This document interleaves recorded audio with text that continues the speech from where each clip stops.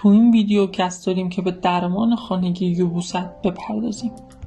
هلو گایز، چطوری دوستان؟ امروز قصد داریم که با هم به 10 تا از مواد غذایی که میتونه برای یبوستمون خیلی خوب باشه و بتونیم که این مشکل رو برطرف بکنیم به اونها میپردازیم و سعی میکنیم که دونه بدون اونها رو بررسی بکنیم. مطالبی که داخل این ویدیو گفته میشه همش بر اساس مقاله هایی هستش که توی دنیا چاپ شده و میتونه که برای یبوست شما کمک بکنه که بتونیم که این مشکل رو خیلی سریعتر و بهتر رفع بکنیم. اولین مورد آبه. مصرف مقدار کافی آب در طول شبانه روز میتونه که باعث نرم شدن مدفوع بشه و توصیه میشه که روزانه حداقل 8 لیوان آب بنوشید. دومین مورد مصرف میوه هاست. میوه های مثل هلو، آلو، خرما، سیب به دلیل حاوی فیبر قابل محلول در آب میتونه که باعث رفع یبوست بشه و برای یبوستتون موثر باشه. سومین مورد مصرف سبزیجات خام مثل خیار به دلیل مقدار کافی آب و فیبر میتونه که باعث عملکرد بهتر روده بشه و یبوست شما رو بهتر بکنه. خب بچه‌ها، رسیدیم به یکی از قسمت‌های مهم که مصرف غلات کامله. غلاتی مثل جو، گندم، آرد جو، نان کامل که دارای فیبر هستن میتونه که باعث بهبود حرکت روده بشه و به یبوست شما کمک بکنه که کلا رفع بشه.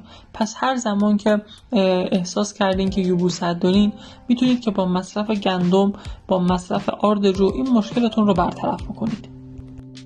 پنجمین مورد مصرف حبوباته مثل لوبیا، عدس، نخودچی همگی دارای زیادی از فیبر هستن که استفاده از اونا میتونه که باعث بهبود حرکات روده بشه و یبوست شما رو رفع کنه.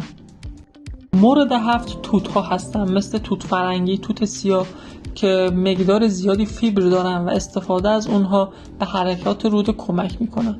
هشتمین مورد کاهو هستش. استفاده از کاهو میتونه که باعث نرم شدن مدفوع و افزایش حرکت روده بشه. نهمین مورد آووکادو هستش. استفاده از آووکادو به دلیل اینکه فیبر خیلی زیادی داره باعث رفع یبوست میشه. میرسیم به آخرین مورد، یعنی زیتون، میوه بهشتی. مصرف زیتون، به خصوص زیتون سیاه که دارای خواص ملینی هستش میتونه که باعث رفع یبوست بشه. پس تو برادر عزیزم، تو خواهر عزیزم، اگر که به یبوست مبتلا شدی میتونی که با مصرف زیتون به صورت روزانه این مشکلت رو کامل برطرف بکنی. مرسی که تا اینجای ویدیو با من همراه بودی. امیدوارم که بهت کمک کرده باشن که چطور بتونیم یبوستمون رو رفع بکنیم. حتما من رو سابسکرایب کن و اگر که نظری هم داشتی داخل کامنت ها برای من کامنت بکن.